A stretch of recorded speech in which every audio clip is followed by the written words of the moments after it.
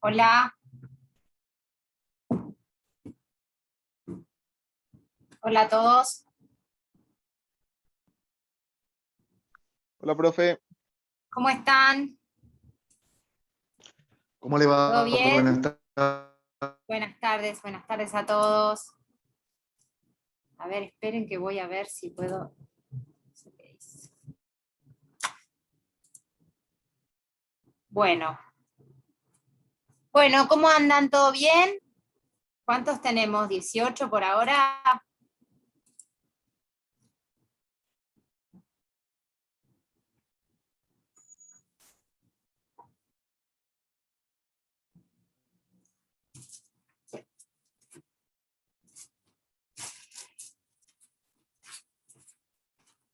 Bueno, chicos, si quieren vamos empezando, porque la verdad que el tema de hoy es bastante extenso, así que me gustaría a ver si podemos completar la bolilla.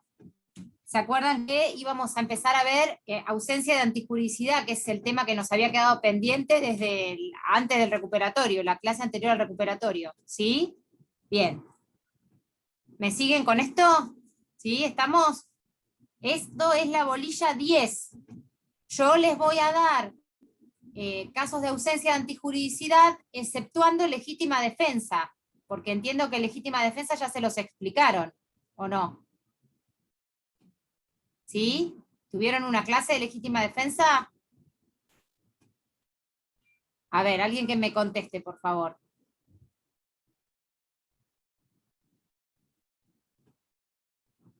¿Me están Profesora, no vimos nada. ¿No ¿Me vieron escucha? nada? No. ¿Legítima defensa tampoco vieron? Bueno, miren, díganles a los profesores que tenían, ¿ustedes saben qué profesor tenía que venir cada día? Esa clase la tenía que dar, según tengo entendido yo, el doctor Lódola. Pregúntenle al doctor Lódola a ver qué va a hacer con ese tema. Yo no les Sí, puedo explicar toda la dio la clase. Ah, ok, bueno, entonces ya está. Entonces sí la Sí, vieron. lo dio. Ah, ok, bueno, porque me dicen que no vieron nada, entonces yo no sé, yo no sé qué creer y qué no. Bueno, fantástico. Entonces vamos a ver el tema de casos de ausencia de antijuridicidad. A ver.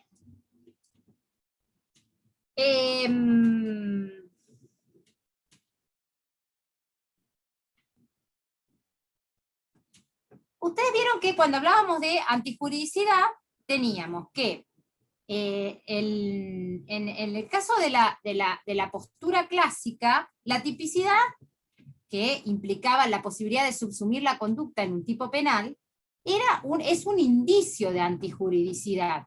Es decir, que una conducta sea típica es indicativa de que en principio debería ser antijurídica, es decir, contraria al ordenamiento jurídico. Pero esa antijuridicidad puede ser descartada en el caso concreto si se verifica la existencia de lo que se llama un tipo permisivo. ¿Qué es esto? Tipo permisivo o causal de justificación.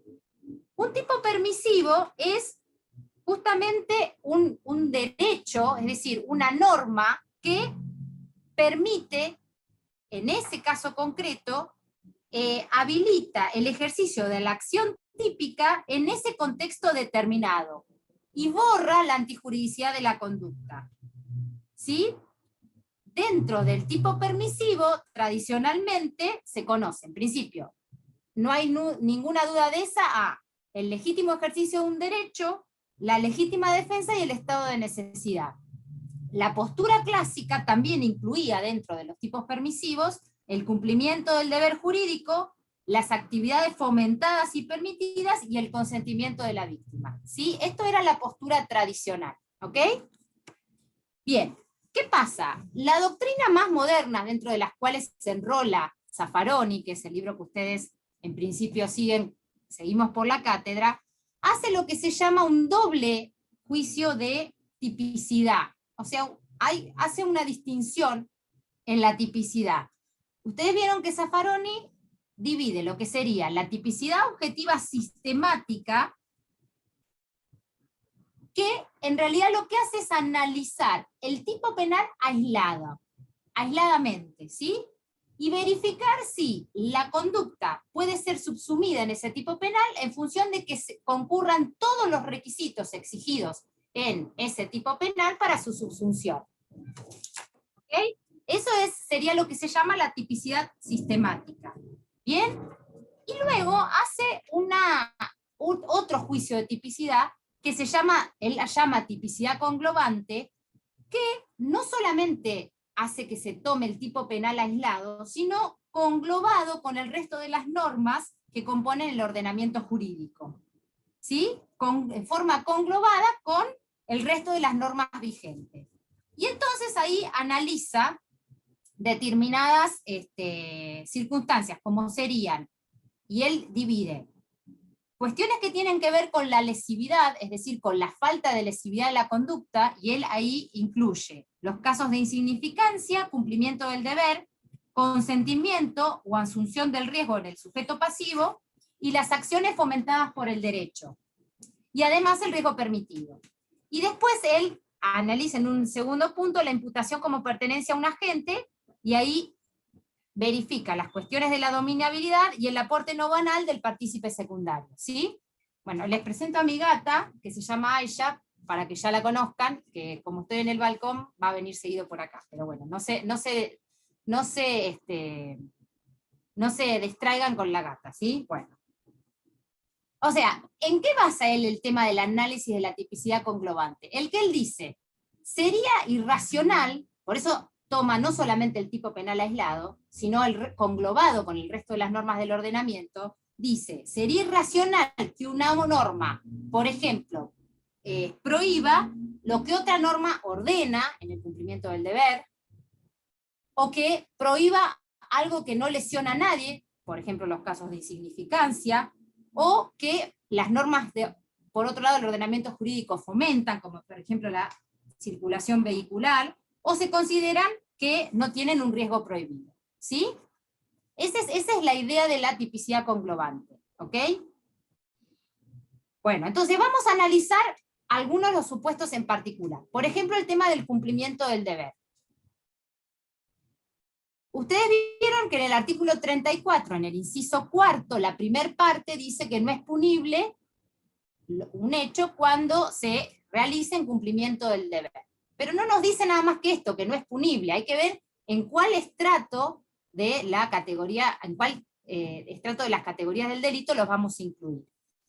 La doctrina tradicional consideraba que el cumplimiento del deber era una causal de justificación. Entonces, borraba la antijuridicidad y la incluía como en los casos de, digamos, concurriendo un cumplimiento del deber, siempre era un supuesto de causal de justificación. Y borraba la antijuridicidad. Bien. Esto si los bienes, dice, no eran equivalentes. En el caso de que los bienes eran equivalentes, por ejemplo, vida por vida, consideraba una causal de inculpabilidad. ¿Sí? Bien. Ahora, la doctrina moderna, que hace este doble juicio de tipicidad, lo analiza a la luz de la tipicidad conglobante, y dice, no sería coherente que el ordenamiento jurídico, al mismo tiempo que al sujeto le prohíbe realizar la conducta, le esté ordenando la realización de la misma conducta. ¿Entienden? Sería irracional un ordenamiento jurídico que previera semejante contradicción. Sería una contradicción del legislador. Al mismo tiempo, prohibir la conducta y ordenar a la gente que la realice y sancionarlo por no haber realizado el deber. ¿Se entiende? Por ejemplo, supongamos el médico de guardia en un hospital público, al que, por ejemplo, concurre una persona que, por ejemplo, una mula, que está transportando materiales estupefacientes en su abdomen, por ejemplo, y la tiene que asistir. Esta persona tiene miedo de que de repente pueda tener un problema y se rompa alguna de las bolsitas y se le pueda generar una sobredosis. Entonces la tiene que asistir. Esta persona, el médico de un hospital público, tiene, como todo funcionario público, obligación de denunciar cualquier actividad delictiva que él de que llegue a su conocimiento en ocasión o en ejercicio de su función. O sea, tiene el deber de denunciar, ¿sí? Pero al mismo tiempo tiene, porque hay un tipo, una norma prohibitiva, la obligación de guardar secreto. La violación de secreto es un delito penal.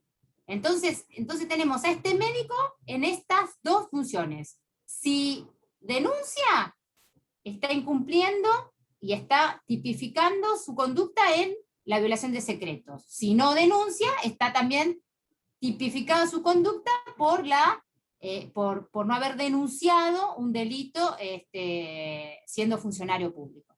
Entonces, dicen, esto es una irracionalidad. De ahí que lo que dice esta teoría es que en realidad los casos de cumplimiento del deber no se trata de un tipo permisivo, es decir, no daría lugar a un caso de antijuridicidad, a una causal de antijuridicidad. ¿Por qué? Porque no tiene como base un derecho. Nosotros vimos que la base de las causales de justificación son justamente el ejercicio de un derecho, pero acá no estamos hablando de un derecho, estamos hablando de un deber por parte de la gente, que de hecho él puede ser sancionado si incumple con ese deber, ¿sí? Hay un deber jurídico, es decir, la persona no puede elegir, como en el caso de los derechos, uno puede elegir ejercer el derecho o no ejercerlo. En el caso del cumplimiento de un deber, la persona no puede elegir ejercer el deber, ¿sí?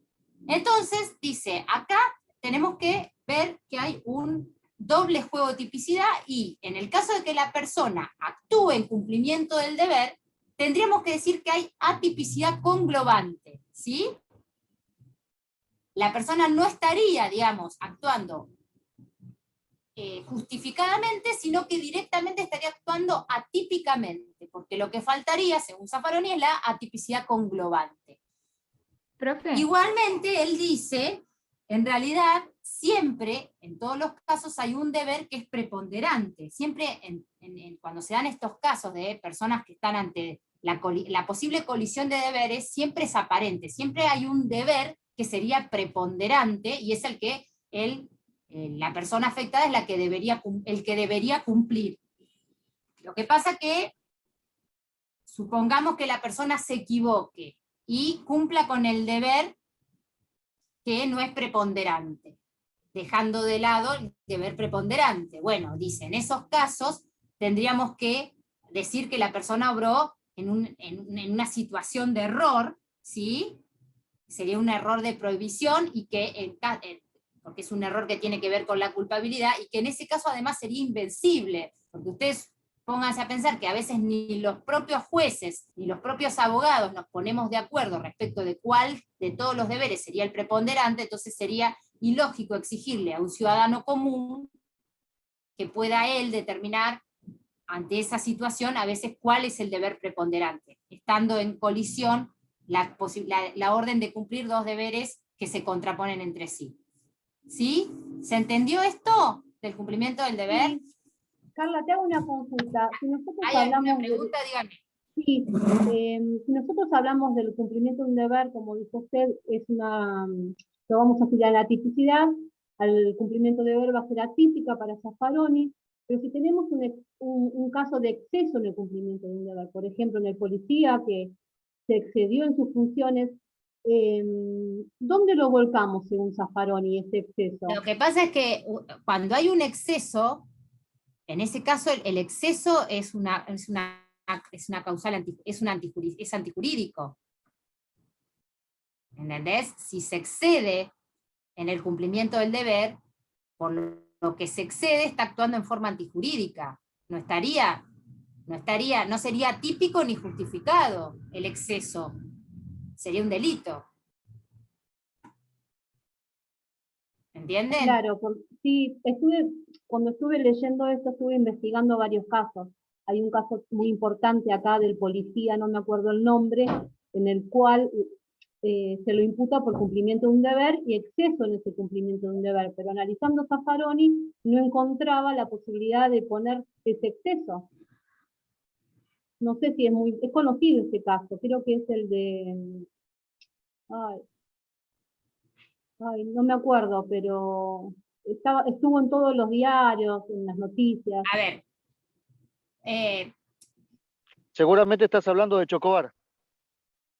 Claro, no, en Chocobar la carátula fue cumplimiento de un deber y después se le Bueno. imputó exceso. bueno, a ver, la figura del exceso que está prevista en el artículo 35 del Código Penal, no es muy claro. Ustedes van a ver que cuando lo relatan no es muy claro la posibilidad.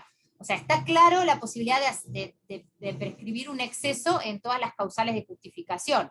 Desde esa postura, si vos tomás el cumplimiento del deber como una causal de justificación, como la postura tradicional, podrías incluir la posibilidad del exceso en el artículo 35, y entonces la conducta tendría que ser penada a título culposo.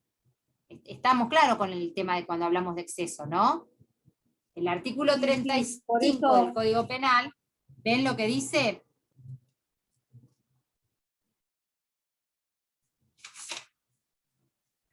Dice, el que hubiera excedido los límites impuestos por la ley, por la autoridad o por la necesidad, será castigado con la pena fijada por el delito por culpa o imprudencia. ¿Sí?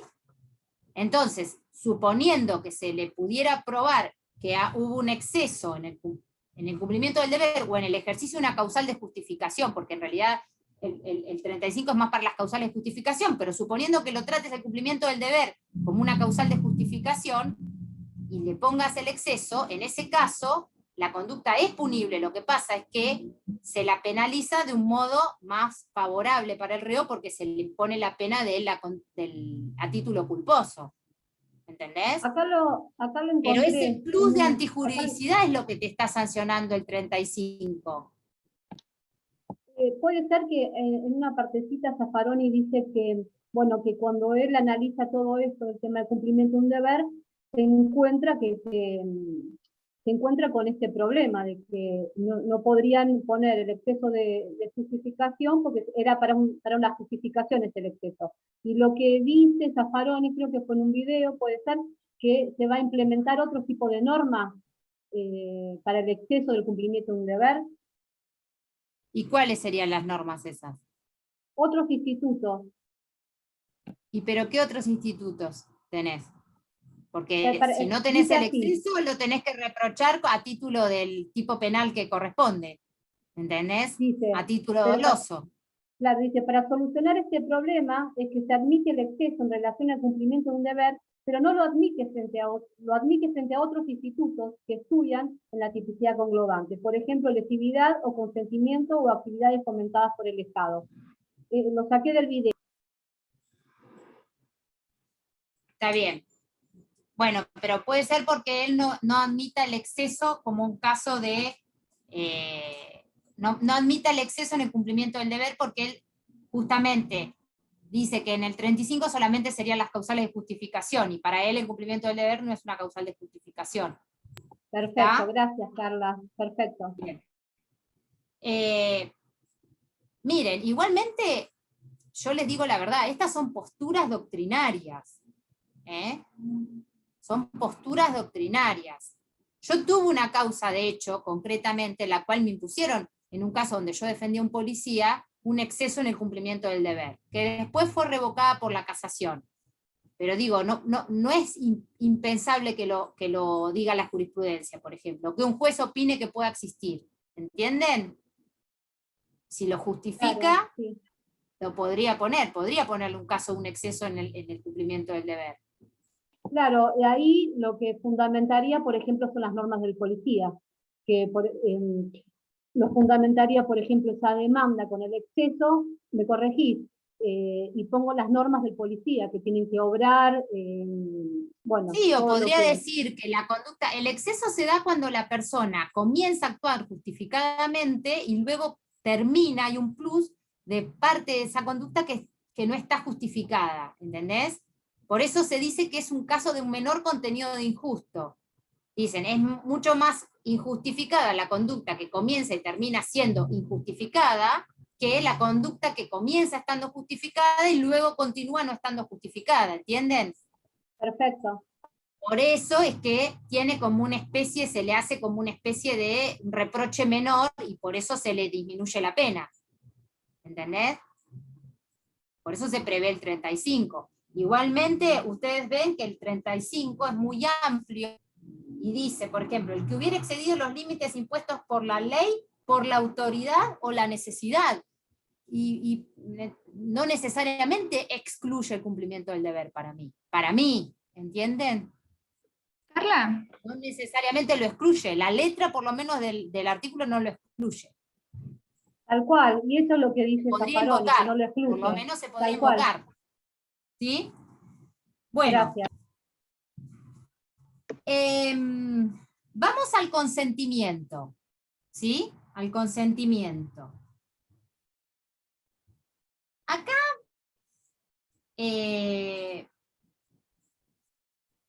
Zaffaroni hace la diferencia en aquiescencia y habla de acuerdo y consentimiento. Los llama casos de aquiescencia y habla de acuerdo y consentimiento. Dice, es un eximente que tiene una base constitucional porque dice no hay lesividad, es decir, no hay daño cuando el titular del bien jurídico consiente acciones que pueden ser lesivas o peligrosas para sí. ¿Sí? Ahora, esto, digamos, estaría reconocido en el derecho liberal por la autonomía de la conciencia, es decir, si la propia víctima está admitiendo la puesta en peligro o la lesión a su bien jurídico, no habría modo de sancionar al autor. Esa es la base del consentimiento, ¿sí? Como causal de exclusión. Ahora, la doctrina tradicional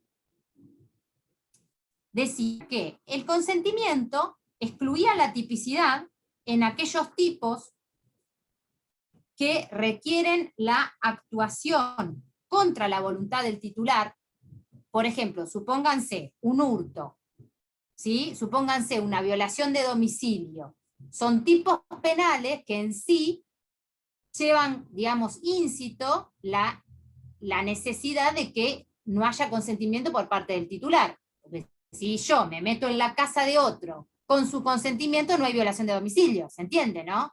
Es un tipo penal que para configurarse en sí mismo requiere la falta de consentimiento del titular del derecho, del dueño de la casa, que es el que tiene el derecho a excluirme, ¿sí? Entonces, el hurto, la violación de domicilio, incluso lo que consideramos la violación en el sentido un delito contra la integridad sexual, si hay consentimiento válido de la víctima, no se configuraría de ninguna manera, ¿se entiende? Entonces esos son tipos penales que para su configuración en sí requieren que justamente no haya consentimiento por parte de la víctima. Entonces, en esos casos, si hubiera el consentimiento, se excluía la tipicidad. Y en el resto de los casos lo trataba como una causal de justificación, ¿sí? Por ejemplo, supónganse el del delito de lesiones, ¿sí? Puede ser que el titular del derecho consienta, supónganse, si yo voy a una persona que me haga un tatú, ¿sí? Un tatuaje, yo estoy consintiendo la lesión. Porque el tatuador, para poder tatuarme, me tiene que pinchar con una aguja, etcétera, me está de algún modo lesionando, ¿sí? Pero lo que excluiría justamente para ellos la antijuridicidad sería justamente el consentimiento del titular, ¿sí? Hasta acá estamos claros. La postura tradicional decía eso. En los tipos penales que lo requieren para su configuración, el consentimiento excluye la tipicidad. En los otros, excluye la antijuridicidad. Ahora, Zaffaroni, como hace este doble juicio de tipicidad, dice que en ambos casos, en los dos delitos se excluye la tipicidad. Lo que pasa que en uno se excluye la tipicidad sistemática y en el otro caso la tipicidad conglobal. O sea, Zaffaroni lo que dice es, habría dos casos que los engloba en la postura de lo que se llama aquiescencia, ¿sí? Y entonces dice, él considera que en el primer caso, cuando en los tipos penales cuya tipicidad objetiva sistemática exigen justamente la falta de acuerdo del titular del bien jurídico, entonces en ese caso se excluiría el consentimiento por parte del titular del bien jurídico, por parte de la víctima, excluiría la tipicidad objetiva sistemática, ¿sí? En el caso de que hubiera un error por parte del autor, es decir, el autor erróneamente cree contar con un consentimiento que en realidad no tiene, este error sería un error de tipo. ¿Por qué? Porque es un error sobre una de las circunstancias del tipo objetivo. Supóngase, yo ingreso a un domicilio pensando que el titular del domicilio me va a permitir la entrada y en realidad no me estaba consintiendo la entrada. ¿Sí? Sería un error de tipo. ¿Sí? En los otros casos, en los casos de los otros delitos que justamente no requieren el consentimiento del autor para su perpetración, es decir, el consentimiento del autor no borra la tipicidad objetiva sistemática, ¿no? Por ejemplo, las lesiones. Como yo les dije, que yo consienta que el tatuador me realice un tatuaje, no borra la tipicidad objetiva sistemática de lesiones. Me está lesionando sistemática, tiene tipicidad objetiva sistemática. Lo que dice Zaffaroni, que en este caso lo que falta es la tipicidad objetiva conglobante. ¿Sí? Eliminaría la tipicidad objetiva conglobante. Y por eso, si hubiera un error en estos casos, por parte del autor, que supone que la persona que está siendo sometida por ejemplo, unas lesiones de esta naturaleza, lo consiente cuando en realidad no la quería sentir, ese error daría lugar a un error de prohibición, ¿sí? Que ustedes lo van a estudiar un poco más adelante porque tiene que ver con la culpabilidad. Por ejemplo, las lesiones, tatuajes, intervenciones estéticas, por ejemplo, la circuncisión en el caso de ciertas religiones, que lo practican como un rito específico, ¿no? ¿Entienden esto, la cuestión del consentimiento? ¿O hay alguna duda? Chicos, ¿entendieron Sí, todos? profe. Entonces, según Zaffaroni, en el caso de que no haya consentimiento, no tendremos que analizar la antijuridicidad, sino que no habría tipo. ¿Eso quiere decir? Claro, a ver, lo que yo les digo es que la postura tradicional, en los casos de los tipos que exigen el consentimiento para su configuración, por ejemplo, la violación de domicilio o la violación común, la falta de consentimiento la trataban como un caso de atipicidad. No, la existencia del consentimiento generaba la atipicidad. ¿Sí? Y en los otros lo consideraban una causal de justificación. ¿Sí? Ahora, en el caso de Zaffaroni, que hace este doble juicio de tipicidad, ambos casos darían lugar a una atipicidad. Lo que pasa que en el primer caso, ¿sí? En el caso de los tipos que exigen la falta de consentimiento para su perpetración, para su comisión, sería un caso de falta de tipicidad sistemática. Y el error en el autor respecto de que le están dando el consentimiento no, daría lugar a un error de tipo. En cambio, en el caso de el resto de los delitos, por ejemplo las lesiones, daría lugar a el consentimiento de la víctima, daría lugar a un caso de atipicidad conglobante, y el error a un error de prohibición. ¿Sí? Es Sí, como perfecto. dos formas distintas de encuadrar el mismo fenómeno, digamos, el consentimiento, pero él como lo trata, hace este doble juicio de tipicidad, los pone en la tipicidad. ¿Está? Clarísimo, profe. Bueno.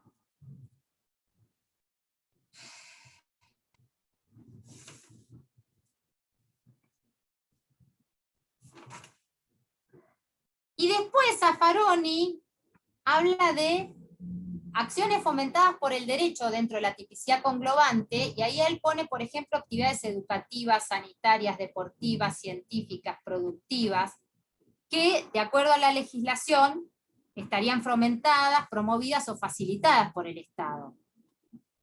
Por ejemplo, en las actividades deportivas, dice, el límite de la tipicidad lo marca el reglamento deportivo, ¿sí? Si se viola el reglamento deportivo, la conducta sería típica. Puede ser culposa o dolosa. Supónganse un foul en un partido de fútbol, ¿sí? Si se viola el reglamento deportivo, por eso se produce un foul y de repente lo lesiona al contrincante, la conducta podría ser típica de lesiones dolosas o lesiones culposas según el caso, ¿sí? Porque dice la sola violación del reglamento constituye una violación del deber de cuidado ya. Así que por lo menos la tipicidad culposa está. La única excepción está dada por el boxeo. Porque en el boxeo dice la actividad deportiva reglamentaria es típica de lesiones leves dolosas, ¿sí? O sea, el deporte consiste en sí en golpearse y implica la posibilidad de una lesión leve, siempre que sea una lesión leve, ¿sí? Entonces, la sola lesión leve dolosa implicaría una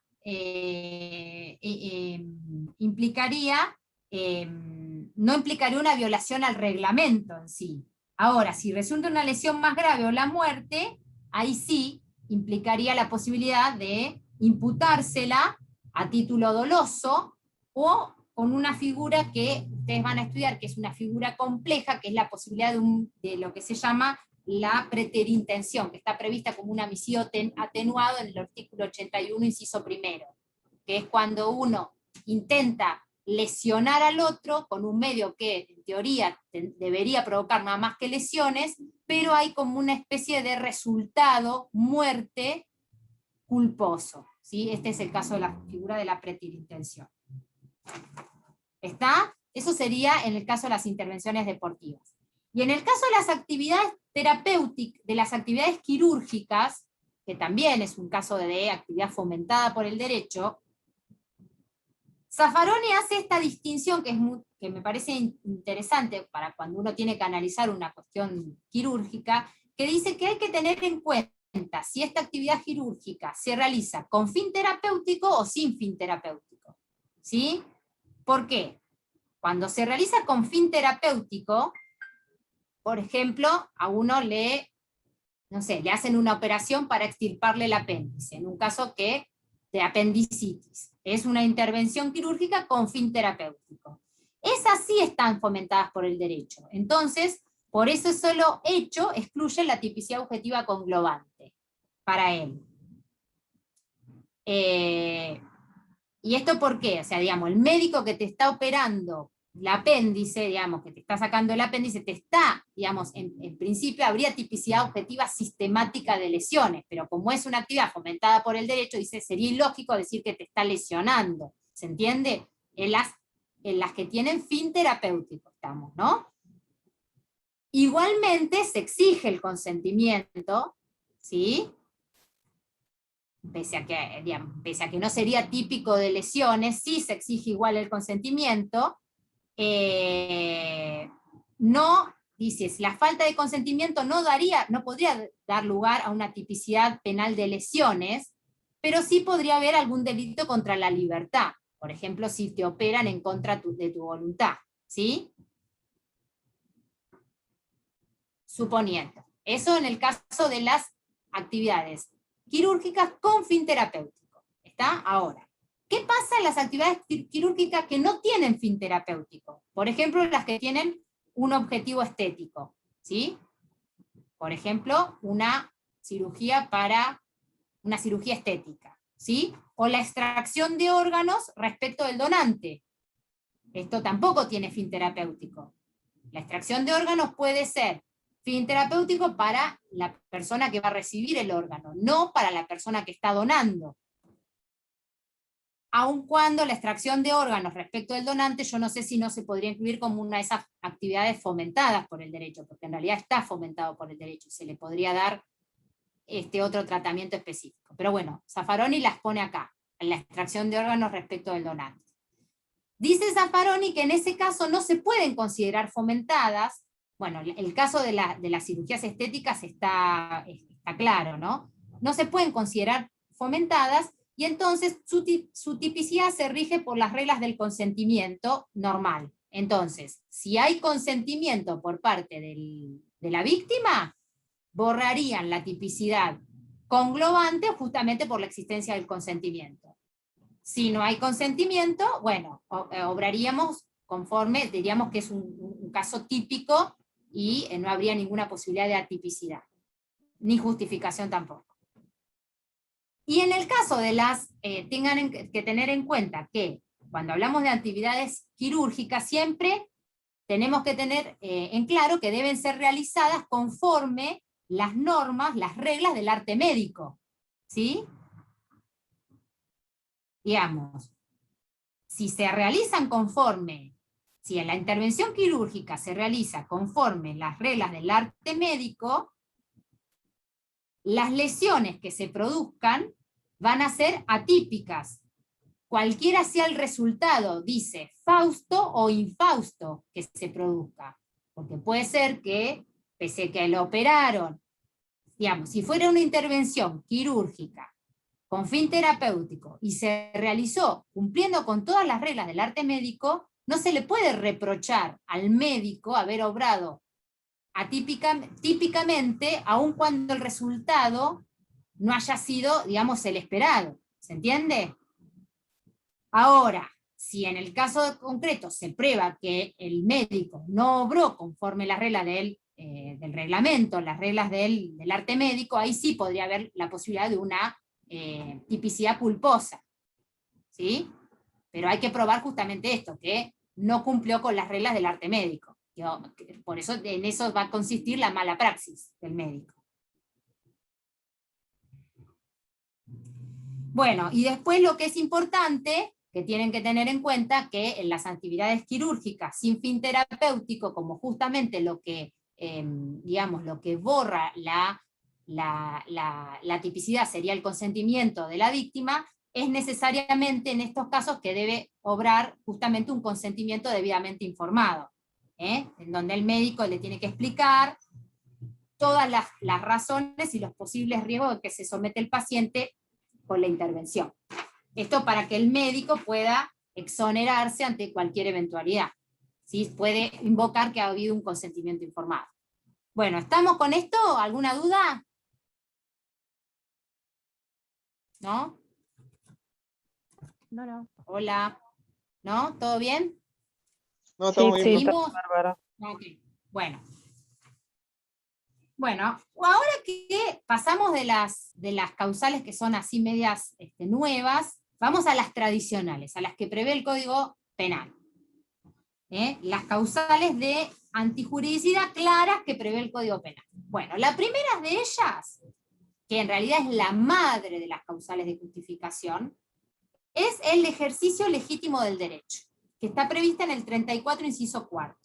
Dice: no es punible el que hubiera obrado en ejercicio legítimo de un derecho, y agrega autoridad o cargo. Esta es la causa de justificación genérica, decimos, la madre de todas las causales de justificación, y nos remite a todo el resto del ordenamiento jurídico, porque dice ejercicio legítimo de un derecho puede ser cualquier derecho, no solamente previsto en la órbita penal, sino en cualquier rama del ordenamiento jurídico. Bueno, básicamente hablamos de los derechos reconocidos en la Constitución, y de ahí para abajo en todas las normas que componen el ordenamiento jurídico. Por ejemplo, derechos como la libertad en movimientos, la integridad, por ejemplo, en casos de una coerción directa administrativa o condena penal. Dice, posibilidades, habla de, digamos, ejercicios legítimos de derechos, no sé, supónganse que alguien me venga a detener en forma arbitraria. Bueno, la persona tiene derecho a proteger su libertad, sería, digamos, estaría hablando en el legítimo ejercicio de un derecho. ¿Hasta dónde sí, hasta dónde no? Y acá se abre todo el abanico de hasta dónde se considera legítimo ese ejercicio y hasta dónde no. ¿Entienden? ¿Yo me puedo negar a que un policía me detenga? Bueno, sí, no, y si hay condena penal, sí, no, bueno, ahí los problemas que hay que analizarlos en el caso concreto, ¿no? Por ejemplo, la integridad física, por ejemplo, cuando se está ejerciendo fuerza innecesaria, o si un policía hace un uso indebido de un arma reglamentaria, si yo puedo defenderme, digamos, en integridad física en esos casos. Por ejemplo, dice Zaffaroni el caso del aborto, cuando no estaba penalizado, obviamente, en ejercicio de la integridad física o mental, la libertad de conciencia o de culto, cuando se invocan, por ejemplo, la objeción de conciencia, como para, por ejemplo, para no portar armas, por ejemplo, para los testigos de Jehová, supónganse, o para no donar sangre. El derecho a la privacidad, de la tenencia de estupefacientes para consumo personal, bueno, etc. A ver, esperen.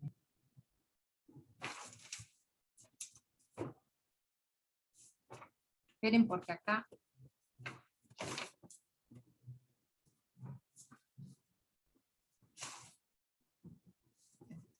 Espérenme un segundito, que se me...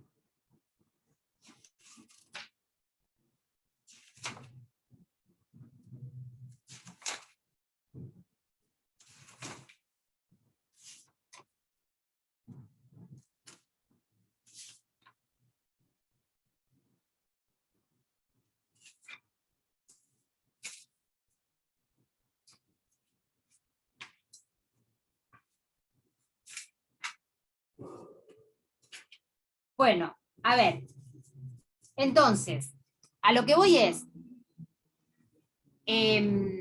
decimos que es la madre de las causales de justificación porque cualquier actividad que se realice en ejercicio legítimo de un derecho puede, en el caso concreto, borrar la antijuridicidad de las acciones que se realicen y que puedan considerarse típicas en el mismo momento. Por ejemplo, cuando habíamos hablado, ¿se acuerdan del derecho de retención? En el caso del 173, inciso segundo, cuando el caso de el típico caso de, no sé, yo le dejo el auto a la persona, al tallerista, al mecánico, para que me lo arregle. Y vencido el plazo no le pago. La persona del taller mecánico tiene la posibilidad de ejercer el derecho de retención respecto del vehículo hasta tanto yo le pague por lo que él realizó, por los arreglos que él realizó, ¿sí? Ahora, al mismo tiempo, eso podría ser considerado típico del delito previsto en el artículo 173, que es un caso especial de defraudación. El 173, inciso segundo, es la retención indebida. El que con perjuicio de otro se negara a restituir o no restituyera a su debido tiempo, dinero, efectos o cualquier otra cosa mueble que se le haya dado en depósito, comisión, administración u otro título que produzca obligación de entregar o devolver. ¿Sí? Bueno, supónganse que lo denuncie por este delito. Bueno, esa persona podría invocar el derecho de retención para decir, yo no le devolví el automóvil porque estoy ejerciendo legítimamente un derecho que me otorga el Código Civil, que es el derecho de retención. Y eso borraría la antijuridicidad de la conducta. ¿Sí? ¿Se entiende? Y decimos que es la madre de la causal de justificación porque todas las causales de justificación en el fondo remiten a esto, al ejercicio legítimo del derecho. Por ejemplo, les cuento un caso en donde justamente invoqué yo un caso concreto donde se invoqué el caso de un legítimo ejercicio de un derecho. Una persona había hecho una denuncia de que una persona, digamos, con el que tenía una cierta enemistad, esta persona con el que tenía una enemistad, un día pasó, había habido una discusión, no me acuerdo cómo era la circunstancia, la cosa que él pasó y le rompió con una patada, le pegó una patada al automóvil de esta persona y le rompió una de los luces, uno de los faros. Entonces, ¿él qué hizo? Hizo la denuncia por los daños sufridos por su automóvil, denunciando que había sido fulano de tal el que le había roto el faro del automóvil. Bueno, en esa denuncia que él hizo, pasado el tiempo, como no se pudo probar, porque no había habido testigos, no había habido cámaras de seguridad, etcétera, lo que hizo el fiscal, decir que no había pruebas suficientes, y entonces lo que hizo fue archivar la causa, es decir, desestimó la denuncia y la archivó hasta que hubiera posibilidades de conseguir nuevas pruebas.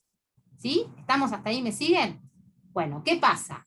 Este fulano que había sido denunciado por este delito, le inicia una querella, querellándolo por calumnia, porque dice que había estado, calumnias e injurias, porque dice que había estado, o sea, alegando, por ejemplo, una falsa denuncia, y que lo había sido falsamente imputado de un delito de acción pública, ¿sí? Que es un delito de calumnias.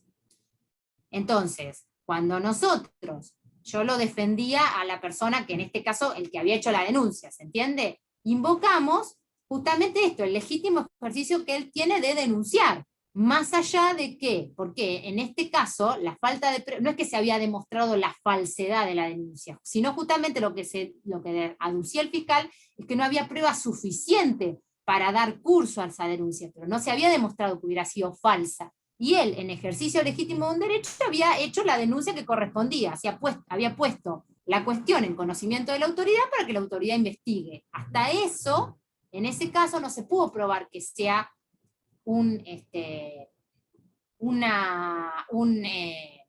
que se había excedido del legítimo ejercicio de su derecho. ¿Entienden? ¿Hay alguna pregunta sobre esto? Sí. No me termina de cerrar cómo puede ser que conviva la tipicidad conglobante con el ejercicio legítimo del derecho como una causal de justificación. No sé si es que no entendí bien la tipicidad conglobante, porque... Lo que pasa, ¿por qué? Porque Zaffaroni, cuando habla de la tipicidad conglobante, te dice que son casos en los cuales justamente lo que hace Zaffaroni es analizar la conducta no solamente con respecto al tipo penal aislado, sino conglobado, dice, analizado en conjunto. Eso claro, con todo el ordenamiento. Con el resto de las normas. Y entonces la base está, es irracional que una norma me prohíba lo que otra norma me ordena hacer, en el incumplimiento del deber, o lo que otra norma considera que está fomentado por el derecho. ¿Entendés? Entonces, es como que él dice, bueno, si no pasa este juicio, diríamos que hay atipicidad conglobante. O sea, si la conducta que vos estás realizando está fomentada por el derecho, etcétera, sería atipicidad conglobante. En el resto de los casos donde no hay atipicidad, donde digamos que son conductas que no están fomentadas por el derecho, por ejemplo, lo que te estoy hablando, hacer una denuncia, claro, ¿entendés? Sí. No está fomentado. Bueno, en ese caso sí obra la causal de justificación, legítimo ejercicio de un derecho. Si vos estás ejerciendo el derecho que te acuerda una norma en forma legítima, ¿entendés? ¿Por qué? Porque denunciás un hecho, por ejemplo, en un caso una denuncia, vos estás haciendo una denuncia suponiendo o con dudas respecto de que eso podría ser, o sea, digamos, no hay mala fe cuando vos haces la denuncia. Claro, Además de que el delito de falsa denuncia es un delito doloso y requiere justamente haberse realizado, el delito de falsa denuncia requiere que vos hayas hecho una denuncia falsa, conociendo la falsedad y con ánimo de hacerle daño a la persona denunciada, ¿entendés? Sí. No, me había faltado la parte que era solo para esos casos, cuando el derecho lo impulsa, o me había faltado esa parte de la tipicidad conglobante. La tipicidad conglobante siempre estaba afincada en eso, en el que son acciones que de algún modo están fomentadas por alguna rama del derecho, ¿entendés? Por eso son acciones fomentadas por el derecho. ¿Sí? Si no hay un ordenamiento o algunas normas que de algún modo fomenten la conducta, entonces no se pueden amparar en eso. Por ejemplo, lo que hablábamos de las intervenciones quirúrgicas que no tienen fin terapéutico. ¿Entendés? No se pueden considerar fomentadas por el derecho. Entonces, ya ahí no podés invocar la tipicidad conglobante, ¿entendés? Sí, profe, perfecto. Y para poder, entonces, excluirte de responsabilidad, tenés que argumentar otras cosas. Por ejemplo, el consentimiento. ¿Sí? Bueno, legítima defensa, entonces yo no lo voy a explicar porque lo doy por sabido. En función de lo que les explicó el doctor Lódola. Vamos al estado de necesidad justificante, ¿sí? Que es otro de los elementos que es otra de las causales de justificación típicas. Las que están previstas en el Código Penal son el ejercicio legítimo de un derecho, autoridad o cargo, el estado de necesidad justificante y la legítima defensa. Esas son las tres. Bueno. Entonces ahora vamos a empezar con estado de necesidad justificante. Está previsto en el artículo 34, inciso 3 del Código Penal, que dice: no es punible el que causare un mal por evitar otro mayor, inminente, al que ha sido extraño. ¿Sí? De nuevo, no es punible el que causare un mal por evitar otro inminente, otro mayor, dice la ley. El que causare un mal por evitar otro mayor, inminente y al que ha sido extraño. O sea, es causar un mal por evitar otro mal. Ese otro mal que se pretende evitar tiene que ser mayor al que se causa, tiene que ser inminente y además al que ha sido extraño, es decir, no haber sido generado por mí, por el que está invocando el estado de necesidad.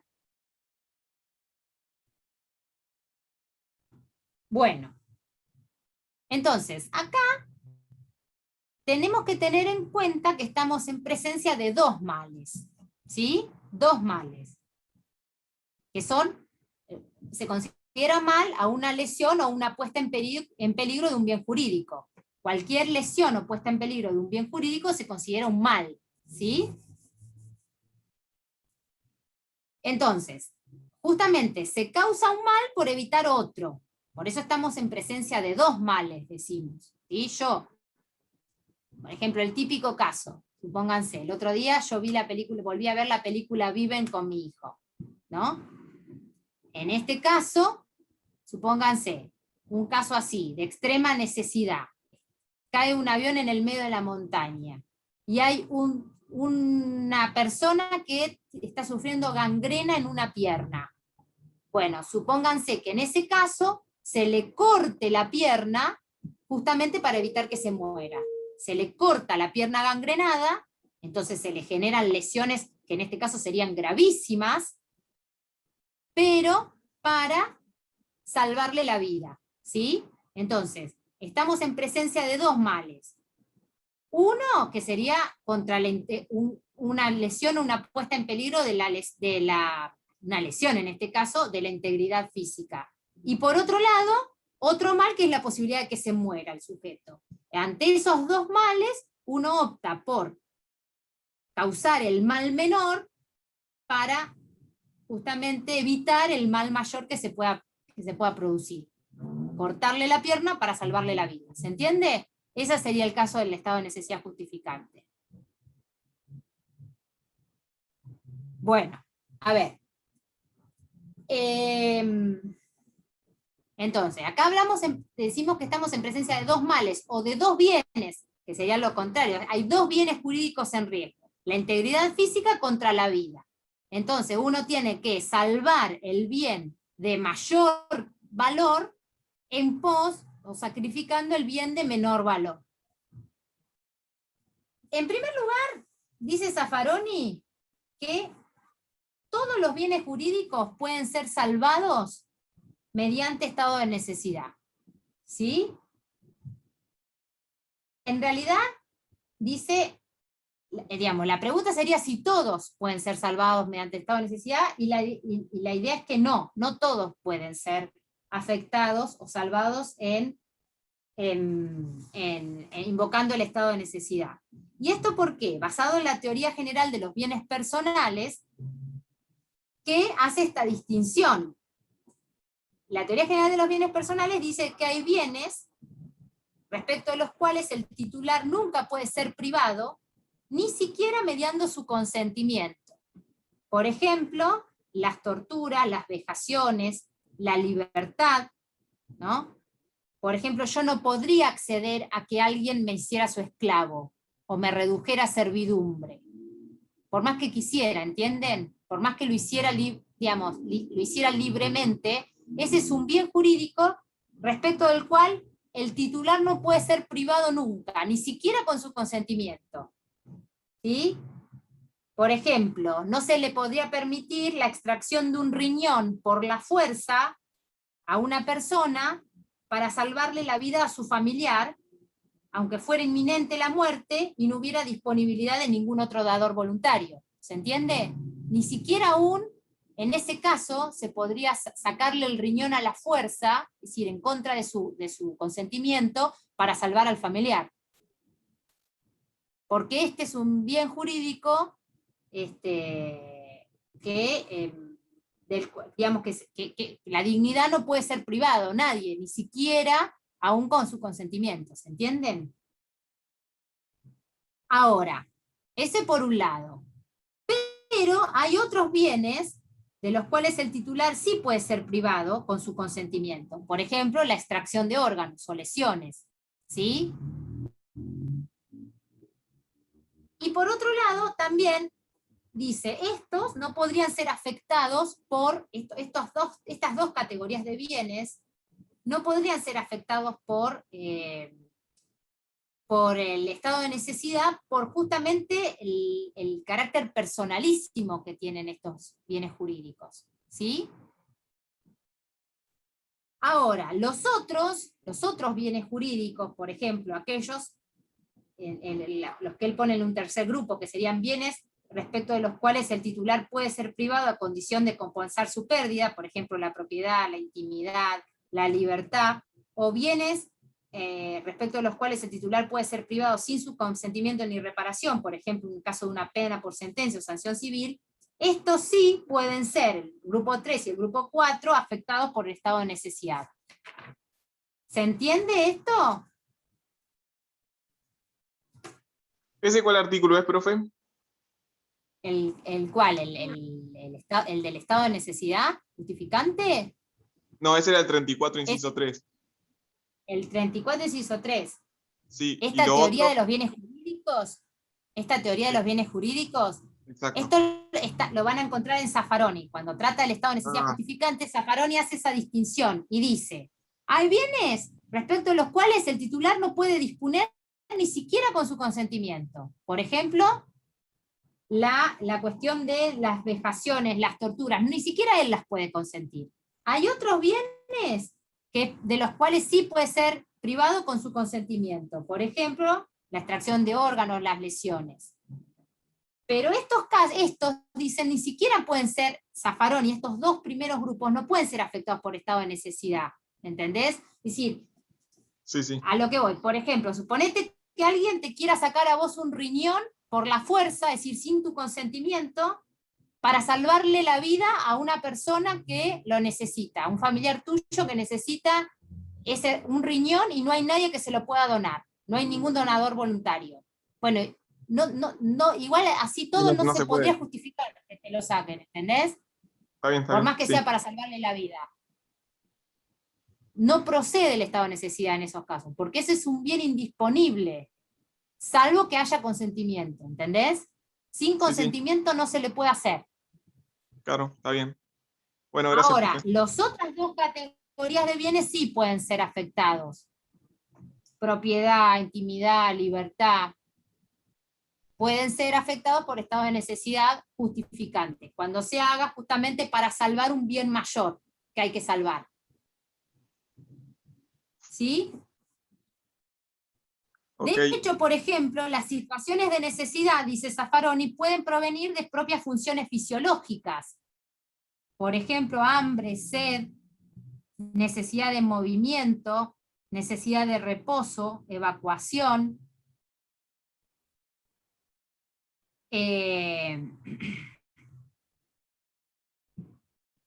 Claro, profe, ese es el ejemplo que nos dio la otra clase, ¿no? De que si estábamos en el medio del campo y lo único que había para comer, nos estábamos muriendo de hambre, y lo único que había para comer era la vaca de un vecino, que si la matábamos para comer, se entendía que era por estado de necesidad, para no morirse de hambre. Es eso. Bueno, sí, o también, suponete, ha habido casos, acá, en este caso, se llama hurto famélico eso.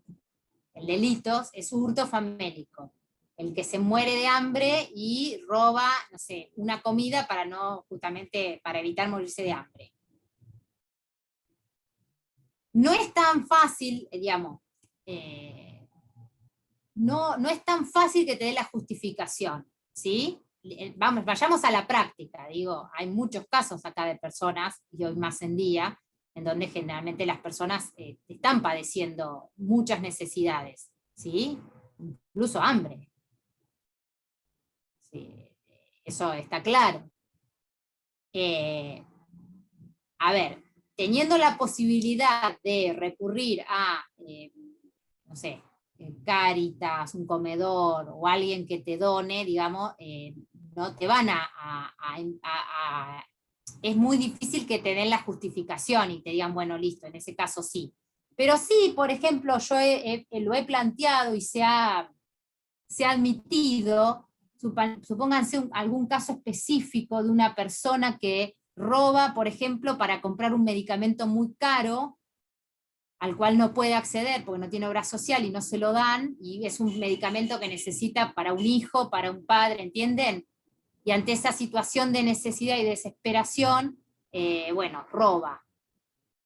En esos casos, cuando se puede probar en forma cierta y clara que era inminente el daño que iba a sufrir a la salud, justamente por no tener esa medicación, podría llegar a invocarse y podría llegar a funcionar alguna posibilidad de un estado de necesidad.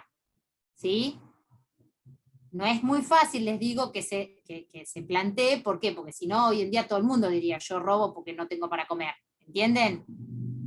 Claro, pero tendría que ante ser un una caso necesidad puntual, por eso digo, tiene que estar muy probada cuál es la causal, pero la inminencia del daño. Por eso les digo, tiene que ser un remedio que, no sé, oncológico, que lo necesita sí o sí y no lo puede comprar de ninguna manera, ¿entienden? Un remedio para una enfermedad gravísima que lo está afectando o que está afectando a un familiar y que no tiene otro modo de ninguna manera de conseguirlo. ¿Sí? Pero bueno, por ejemplo, después, la cuestión de la inminencia del mal significa que esto es lo mismo que en la legítima defensa. El mal tiene que estar en curso o en peligro de producción. Y inminente no significa que tiene que ser ya, sino que inminente significa que se puede producir en cualquier momento. ¿Sí? Que el mal se puede concretar en cualquier momento. Eso significa inminente. Que se puede producir en cualquier momento. ¿Sí? Y que es inminente, que justamente tiene que ver, a mayor posibilidad y proximidad es mayor la posibilidad del mal, ¿se entiende? Por eso no sería inminente si es una realidad lejana la que se produzca, el mal. Acá tiene que ser un mal grave y además inminente, que se pueda producir en cualquier momento. ¿Sí?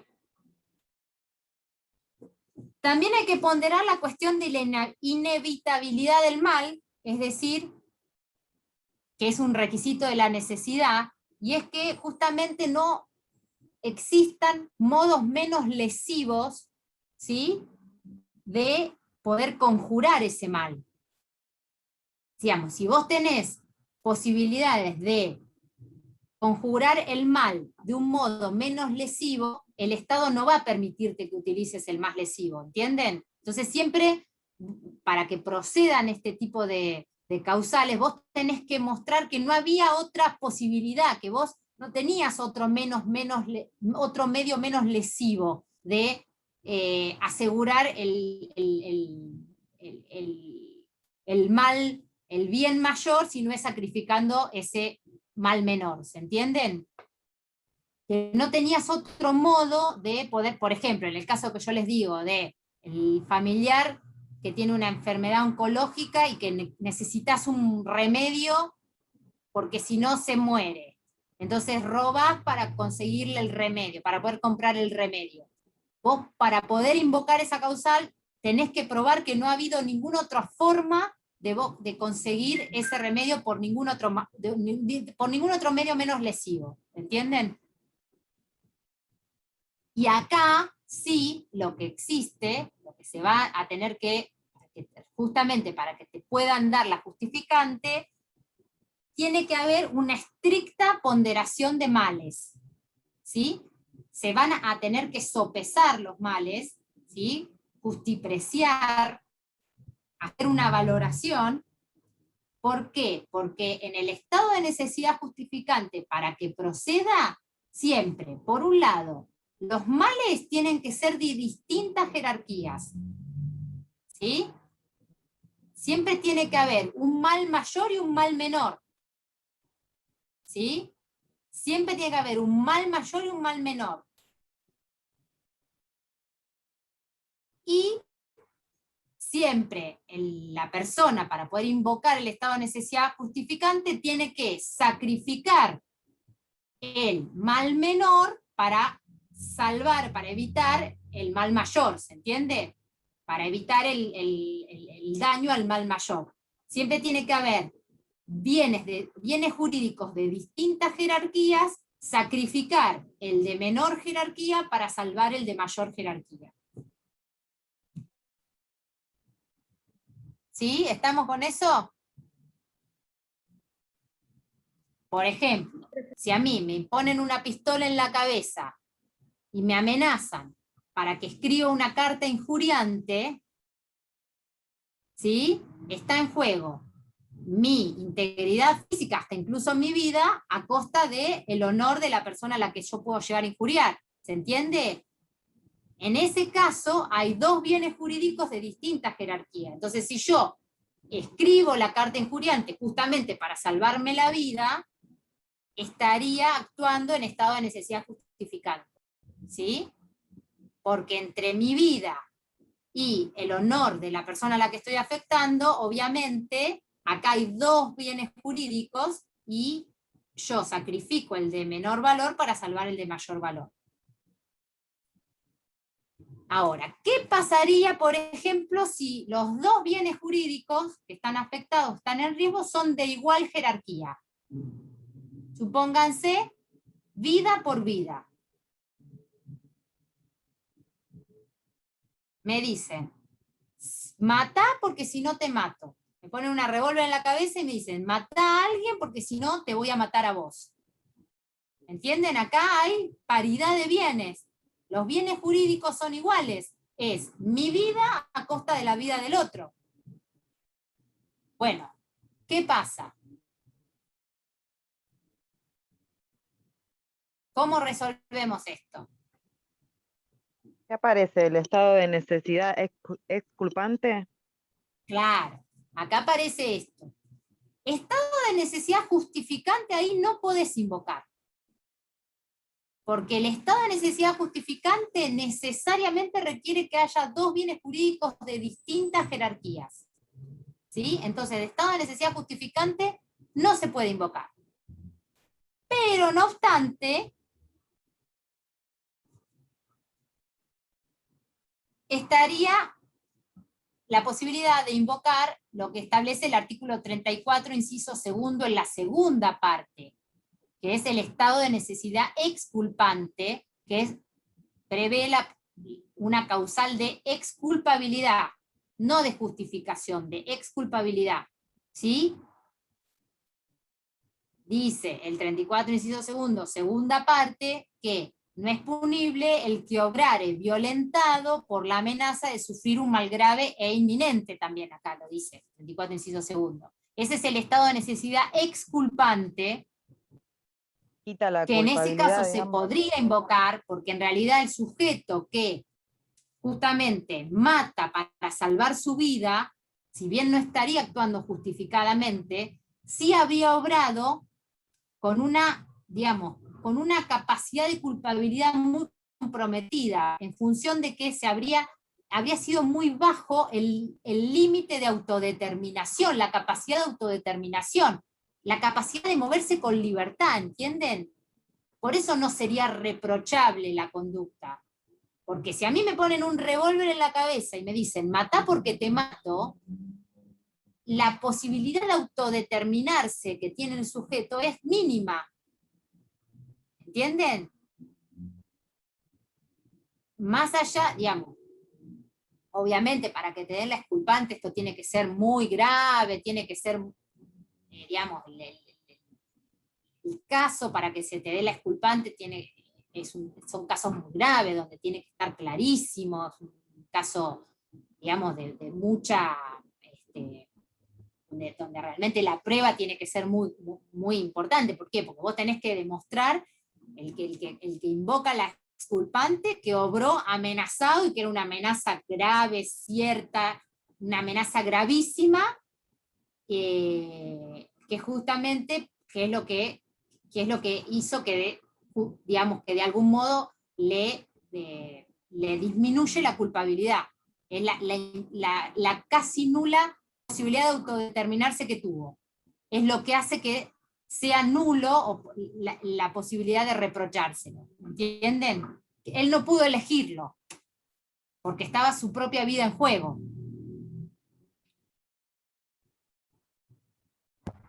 Doctora, una consulta. Y ante Sí. un enfrentamiento en donde los bienes ¿Cómo? jurídicos son... En un No te enfrentamiento... escucho bien, decir. En un Sí, enfrentamiento... un enfrentamiento. Sí, en donde los bienes jurídicos vida a vida es igual y los dos se enfrentan con respecto a, no sé, un tiroteo, por ejemplo, entre bandas. En ese caso, ¿sería la necesidad justificante en este caso exculpante o sería otro tipo de, en este caso, porque Mira, es la vida de uno o de otro? Siempre que haya bienes jurídicos de igual jerarquía, no puedes hablar de de justificante, ¿entendés? Porque el justificante, el 34, inciso tercero, claramente te exige que haya bienes jurídicos de distintas jerarquías. Entonces, cuando hay vida por vida, nunca puedes hablar de justificante. Ahí te vas al exculpante, ¿entendés? Perfecto, sí, sí, perfecto. Aunque la situación sea diferente, en este caso, como digo, enfrentamiento, pero igual bien jurídico, que en este caso sería vida a vida, procedería, digamos, la exculpante, digamos. Tenés claro, te vas al terreno del exculpante, no podés estar en la justificante. Perfecto. Ahora, Perfecto. ¿cuáles son los parámetros? Dice Zaffaroni, ¿qué parámetros utilizamos para justamente fijarnos el tema de la entidad del bien jurídico, ¿no? Para saber si uno es mayor o es menor valor? Dice, ¿cuáles son los parámetros? Primero, la jerarquía abstracta del bien jurídico.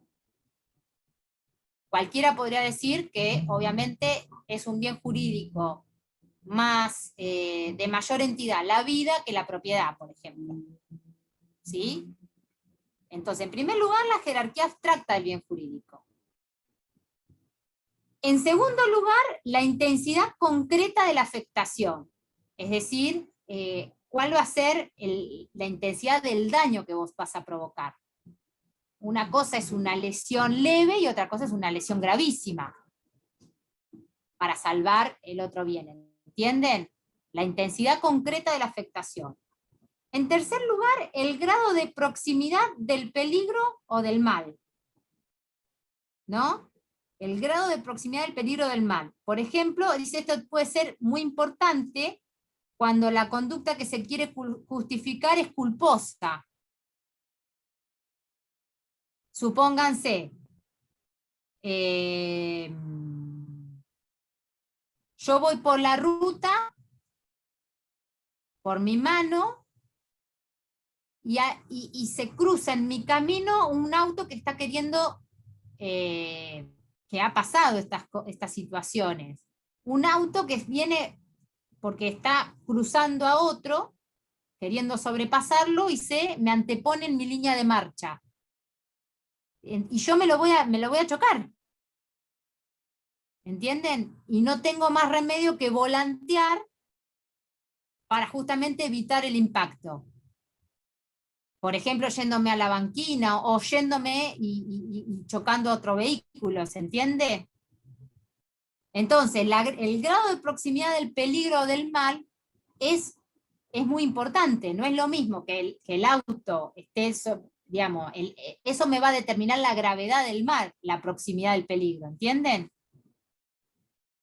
Además dice, hay que tener en cuenta las circunstancias personales de los respectivos titulares. ¿Sí? Por ejemplo, circunstancias socioeconómicas de los titulares. Por ejemplo, dice, ganadero que para salvar 10 animales de una infección, sacrifica la vaca del vecino, cuando digamos, la vaca del vecino es el único bien que tiene el vecino en su patrimonio. ¿Sí? Podría decirse que la afectación no sería justificadamente, pero sí culpablemente. ¿Y esto por qué es importante? Bueno, igualmente, aunque sea justificadamente, acuérdense que lo que habíamos hablado de que, aun cuando el acto esté justificado, supónganse, yo tengo 10 animales que se me están por morir de una infección, entonces sacrifico la vaca del vecino que tiene, no sé, que está infectada, justamente para evitar que me contagie a mis animales. Si bien la acción podría estar considerada que está justificada, o que se podría haber realizado en estado de necesidad exculpante, lo cierto es que eso no significa que si bien no voy a tener reproche penal, sí pueda tener obligación de indemnizar en otras esferas del derecho donde sí existe la posibilidad, el deber de indemnizar. ¿Se entiende? Más allá de que la conducta esté justificada en la órbita penal y no haya antijuridicidad penal, eso no significa que no tenga obligación de indemnizar para otras ramas del derecho que se guían por otras normas de responsabilidad. ¿Entienden? O sea, podría ser que le obliguen al vecino a sacrificar su animal, pero que después el otro se lo tenga que indemnizar. ¿Sí? Y la otra cuestión que es importante es lo que dice la última parte del artículo. Ese mal que yo pretendo evitar tiene que haber sido extraño a mí. ¿Sí? No lo tengo que haber generado yo, no lo tengo que haber causado yo. ¿Sí? Porque si el mal que yo pretendo evitar fue generado por mí mismo, yo no puedo invocar la justificante. ¿Sí? Supónganse, si yo lo lesioné al otro, supónganse, hablábamos del caso de la montaña, en el cual se le tuvo que cortar la pierna para evitar que se muriera. Ahora, si esa lesión en la pierna se la causé yo mismo, y después le corto la pierna para salvarle la vida, no me van a poder dar la justificación. ¿Se entiende? ¿Por qué? Porque no están dadas las circunstancias que prevé el artículo, tiene que ser ajeno a mí, lo cual no significa que en todo caso yo no podría, en ese caso, tal vez invocar un estado de necesidad exculpante, porque la justificante no lo voy a tener, porque no se dan los Discúlpeme, requisitos. doctora, ¿Sí? perdóneme. Pero, ¿Una justificante podría terminar siendo una exculpante? ponele este caso que yo te digo, mirá. Por eso, el Yo mismo el de la pierna. lesiono Yo le el de corto la la pierna pierna. para Bueno, tratar de yo no salvarlo. puedo, Eso le corto la pierna para exculparía. tratar de salvarlo, pero resulta que la lesión en la pierna se la había generado yo. Ah, no, me refería, vamos a suponer que él tuvo ¿Entendés? un accidente. Como la lesión en la pierna se la generó, yo no puedo, si le corto la pierna para salvarlo, yo no puedo invocar un estado de necesidad justificante, No, porque eso yo lo no soy entendí. extraño al mal. Perfecto. Entonces pero ahí sí podría invocar un exculpante, porque Bien. igual, ante la inminencia de que se muera, estoy actuando por la amenaza de sufrir un mal grave inminente, ¿entendés? Perfecto. que, Sí, es que se muera la persona. Entonces, ante esa situación, le tengo que cortar la pierna, no hay otra. ¿Entendés? Está bien. Está bien. No, no, Y entonces, en ese caso, no procede la... Suponete que en este caso, vos lo lesionaste, y se le gangrenó, y no tenés más remedio que cortarle la pierna para salvarle la vida. No procede la justificante, pero eventualmente se podría invocar la exculpante, no, porque igualmente actuaría eso lo entendí. por la Lo que amenaza de yo le sufrir un preguntaba, agravio inminente que lo hubiera que yo le actuado. preguntaba es que si una justificante podría terminar convirtiéndose en una exculpante. O sea, vamos a suponer que yo Si no no le se dan provoqué. si no se dan los requisitos de la justificante, sí puede ser una exculpante.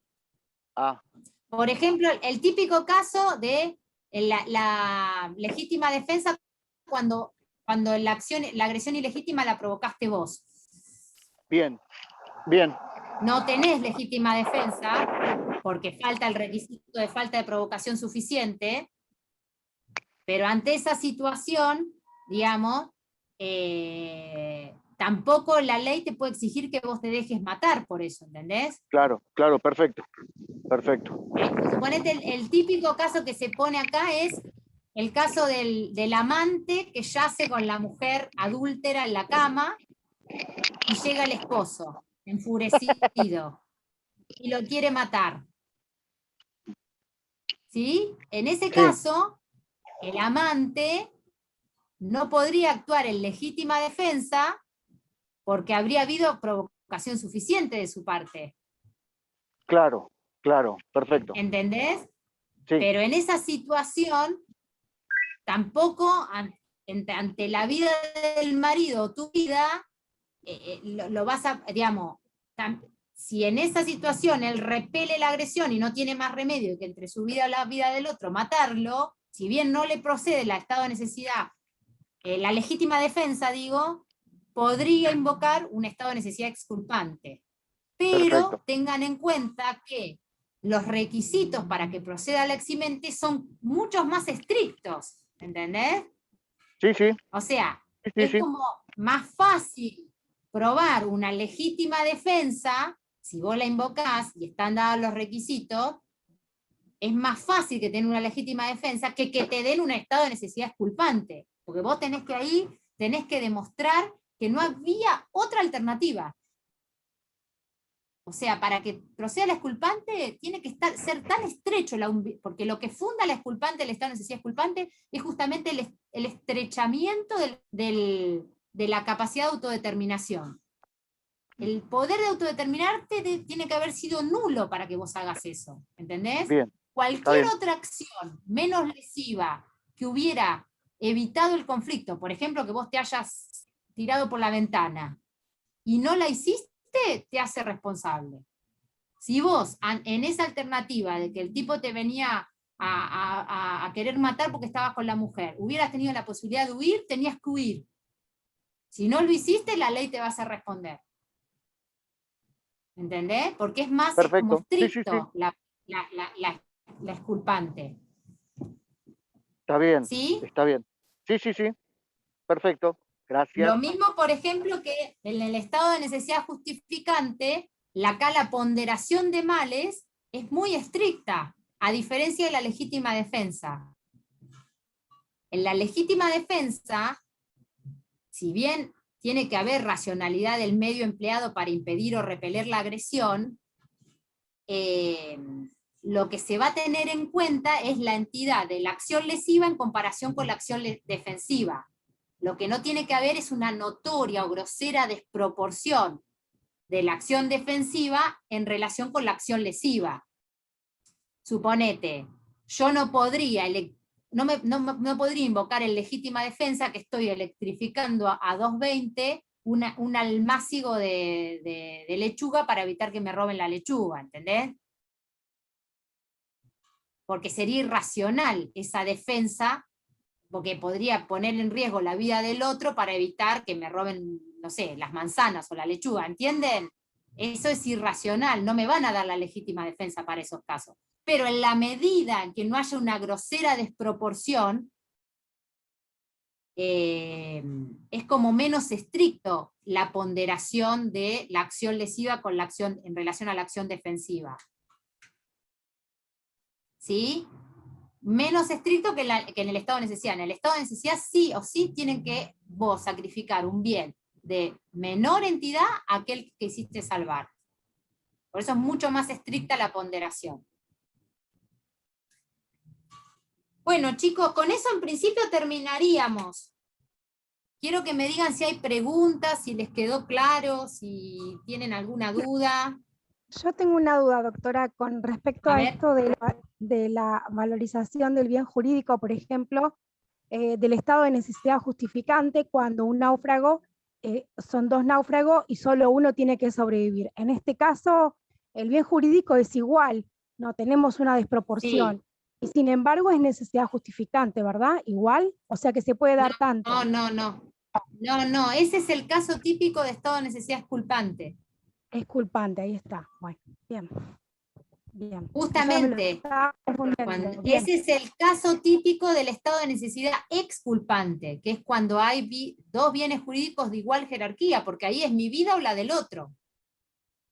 Está bien, está bien. O sea que lo que Entonces, diferencia a uno es el bien jurídico en cuanto a su proporción. Eso es lo que diferencia.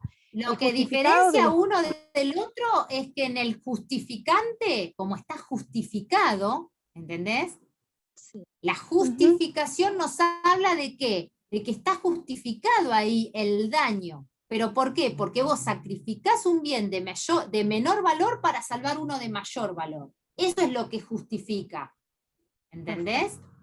Si vos Sí, no sí. podés demostrar eso, sí o sí la única posibilidad que te queda es el exculpante.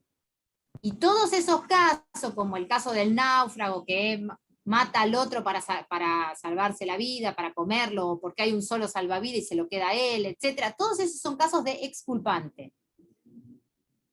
Carla, la otra diferencia Sí. puede ser que otra diferencia entre esos dos estados que están hablando, uno excluye la culpabilidad y el otro la antijuricidad, ¿no? Sí, obvio. El justificante te justifica la conducta, o sea, hace que la conducta no sea antijurídica, te borra la antijuridicidad, es una causal de justificación, ¿sí? Perfecto, Estás gracias. en el terreno de la justificación. Ahora, en el exculpante, la acción es antijurídica. Lo que pasa es que no se le puede reprochar a la gente. Claro. Lo que vamos te a borra es estudiar la ahora en posibilidad del culpabilidad. reproche, pero ahí tenés un injusto, ¿entendés? Sí. Hay Lo una vemos ahora acción en la- típica y antijurídica, pero que en el caso concreto no se lo puede reprochar a la gente, por la disminución de la posibilidad de autodeterminarse, por la disminución que tuvo la capacidad de libertad que tuvo el sujeto. Por eso se le disminuye el reproche. La culpabilidad Bien. tiene que ver con la posibilidad de reproche, pero para que haya culpabilidad tiene que haber un injusto, o sea, una acción típica y antijurídica, ¿entendés? En el justificante no llegás a tener injusto, en el exculpante sí, hay un injusto, pero que en ese caso no se le puede reprochar, ¿entendés? Muy bien, gracias. Bueno, chicos, ¿quedamos acá? ¿Nos vemos mañana? Escúchenme, Perfecto, nos vemos mañana. Mañana vemos. vamos a tener una sola clase para ver concurso de delitos, porque yo tendría que haber dado hoy concurso de delitos. No podía, tenía esto, me parecía importante que lo viéramos, ¿sí? Así que les pido, por favor, relean concurso de delitos. Ténganlo leído, así me hacen preguntas concretas si les queda duda, ¿ok? Yo igual mañana se los voy a explicar, pero como tenemos porque una es re sola largo clase, encima. traten de ver si lo pueden ver. ¿Sí? Sí. ¿Estamos? Sí, sí. Bueno, nos vemos mañana entonces, ¿sí? Chao, hasta mañana. Gracias. Chaucito, nos vemos, cuídense. Chau, chau. Hasta luego. Chao.